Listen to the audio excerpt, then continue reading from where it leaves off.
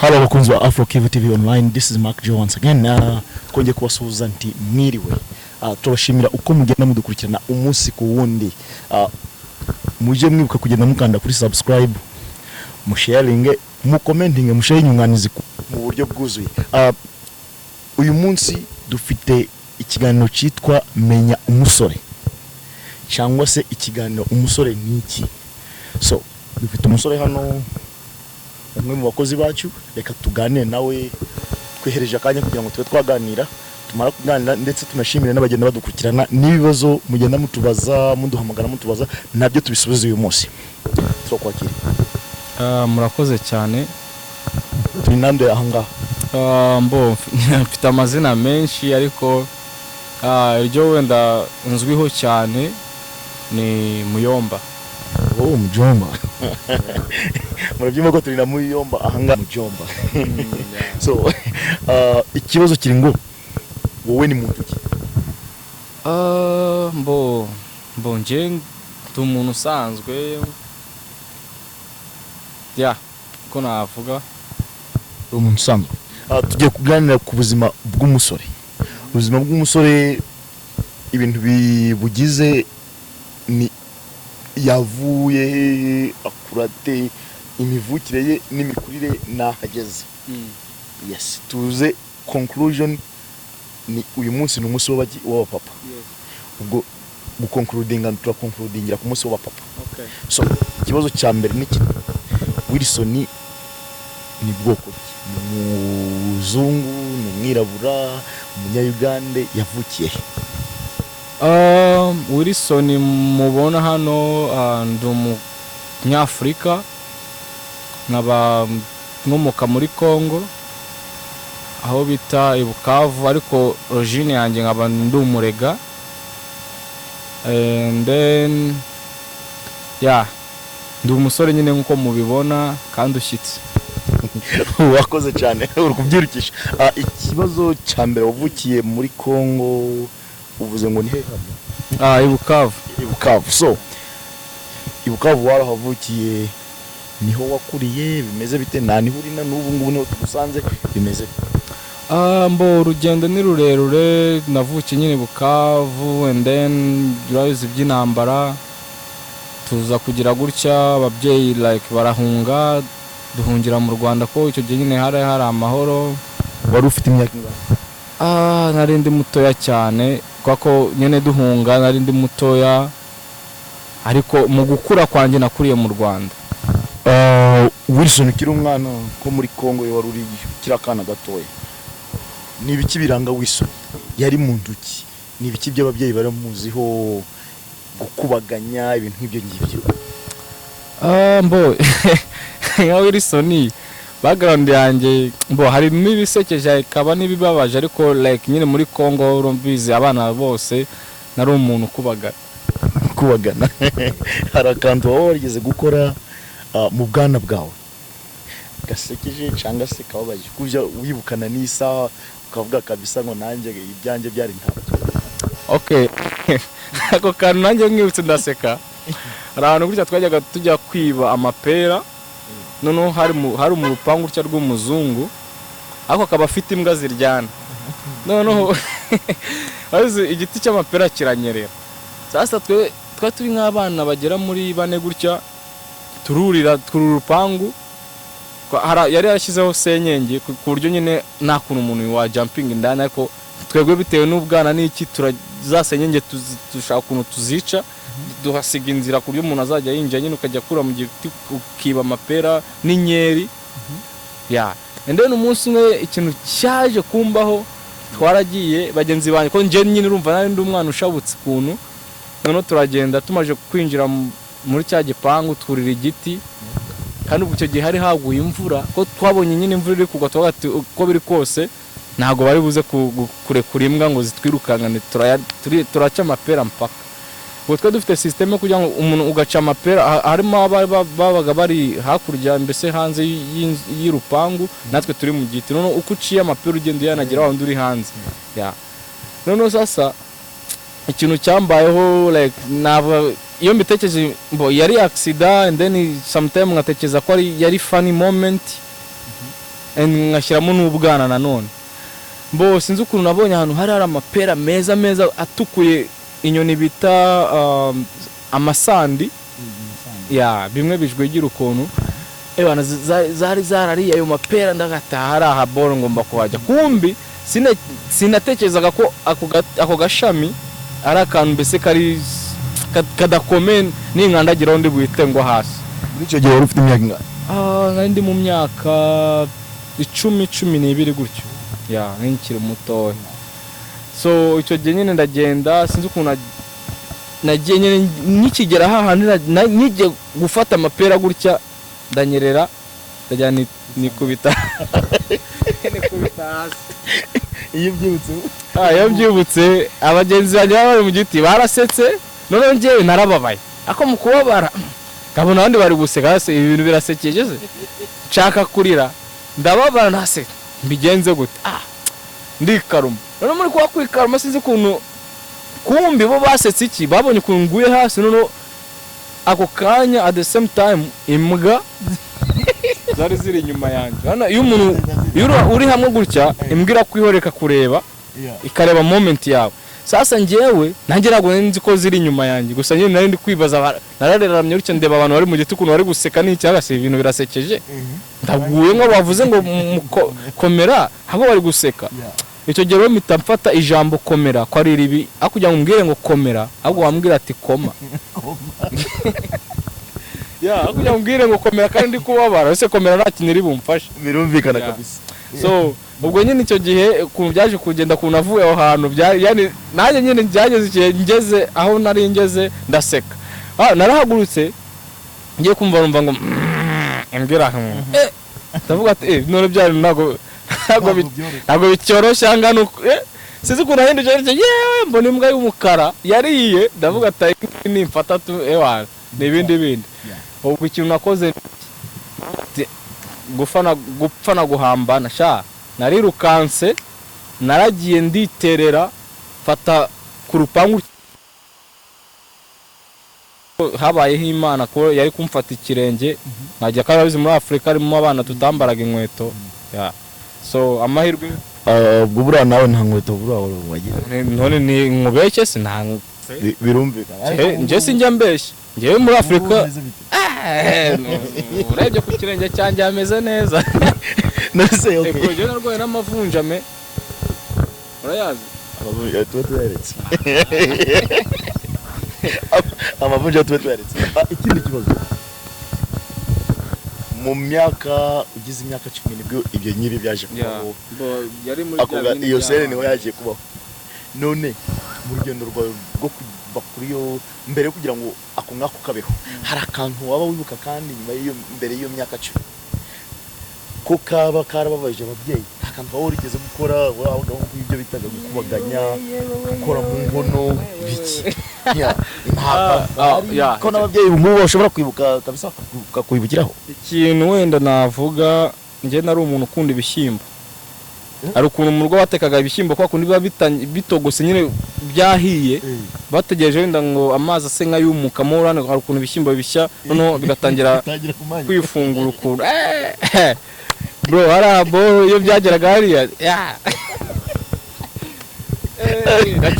nacugaga mama kujisho gutya nkamureba ati ngo ari bize cyangwa mubeshya ati mama hari ibintu ndi kubona bitagenda neza yakwinjira mu nzu nkahita mfata ari ubusorori bitaga ngo nimba bw'ibyuma kuntu sinibuka bwa kigozi agafata nkubitamo ibishyimbo none naraza ahubwo mwana n'ubwana me baba ngo iyo umuntu akoze mu bishyimbo biragaga ariko njye ntabwo ndabyibukaga nkagenda nkabiyora ngashyira muri kigozi nanza nkagenda nkahisha ahantu vara nkahisha ahantu noza nkakora hejuru cyo kugira ngo atagira umuntu umenya ko nakozeho ende nkajya mfata ibishyimbo ngashyira mu mufuka nkajya ndya nk'ubunyobwa ariko sha umunsi umwe baramfashe ibaze nawe barakubiswe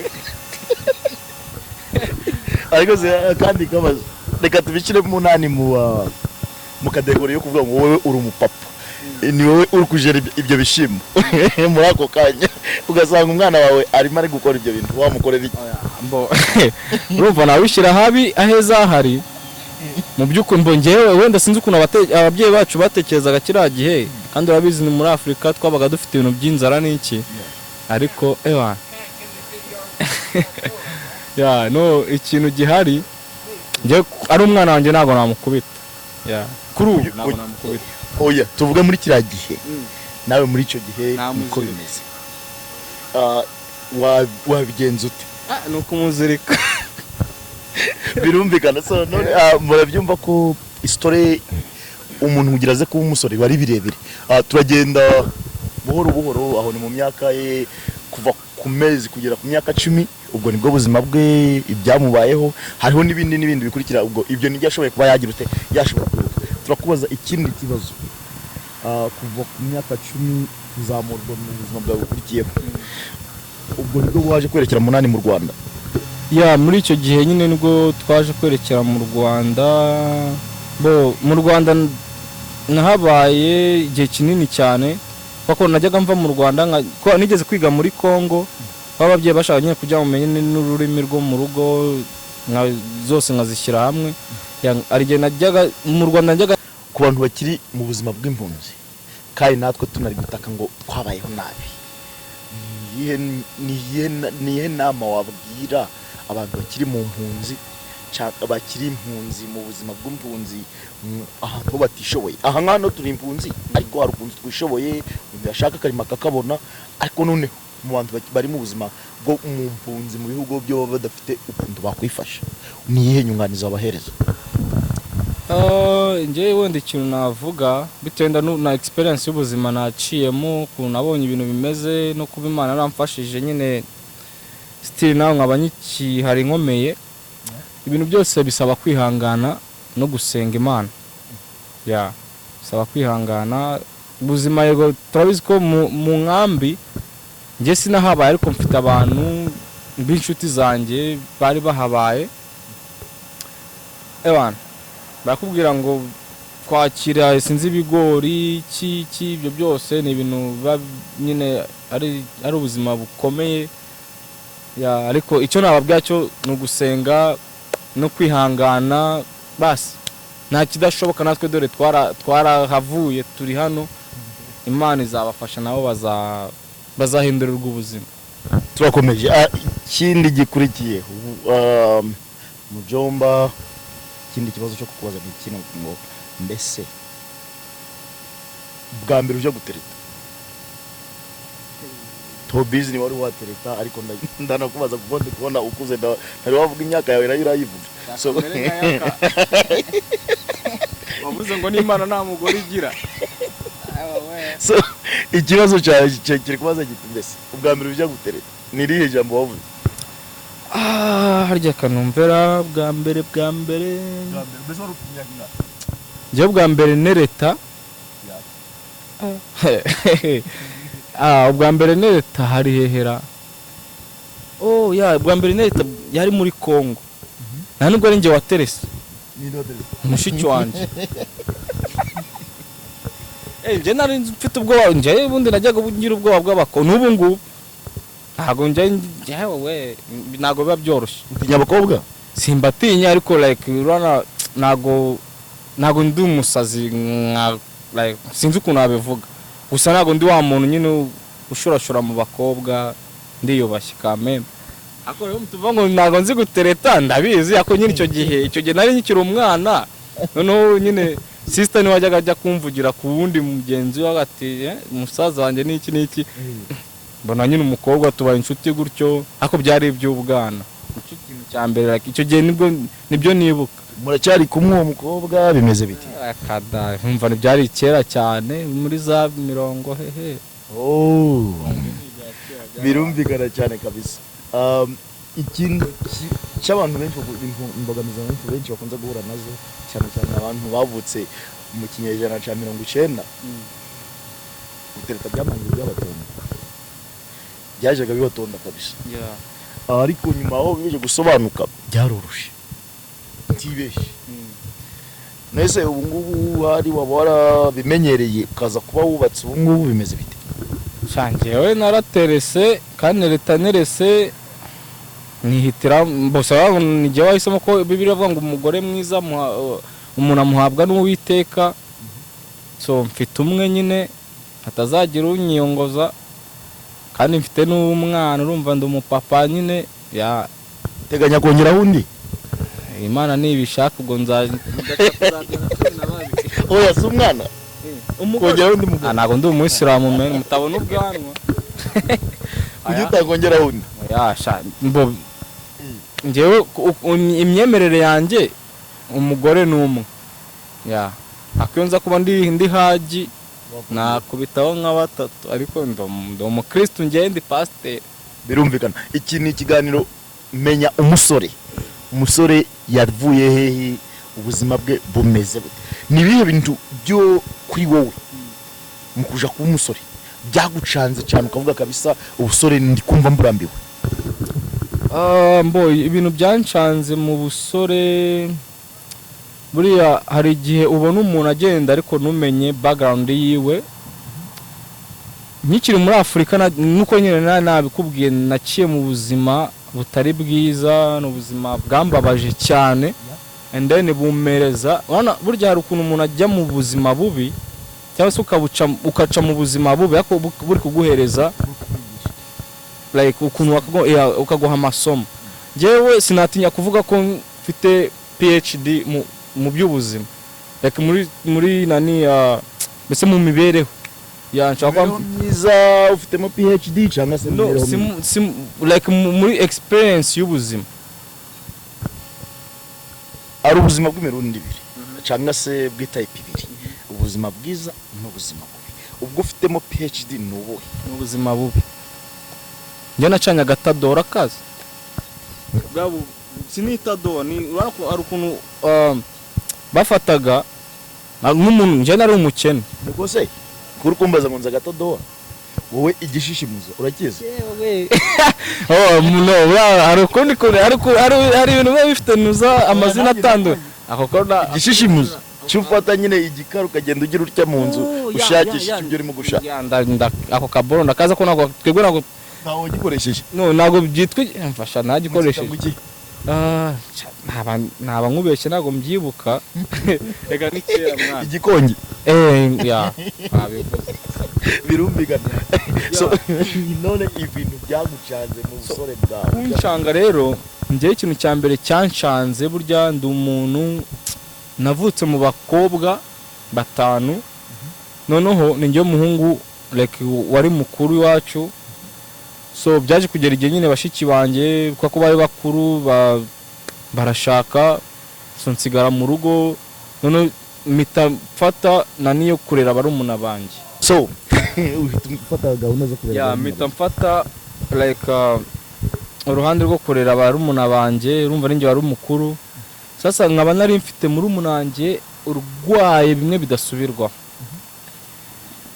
Naciye mu buzima ubyumve men bubabaje bidasubirwa ariko none rero like turashe ku ntego igihe kiragera mera aravuga ati rero ntabwo tuzicara hano tureberera umuntu umwe ntabwo umuntu umwe yatuma urugo rwose rupfa. Mama ahitamo nyine kujya gushaka akazi ava mu rugo avuga ati wowe kwa kuri we mukuru uri hano reba barumuna bawe reka njye ku kazi komeze murwaze muri umuna wanyu basi mera ajya mu kazi tuguma aho ngaho n'abarumuna banje ariko barumuna banjye nabo nyine bakajya bakigendera urazi abana nyine no kubungera n'iki njye wari umukuru twa dufite muri umuna wacu urwaye nkabura ukuntu namusiga n'iki nguma aho ngaho ndi nk'imfungwa mu rugo. So igihe kiragera nza kugira umuntu nakwita ngo ni inshuti y'inkoramutima ku buryo na n'ubu ngubu ni wa muntu nakwibagirwa ibintu byose byambaye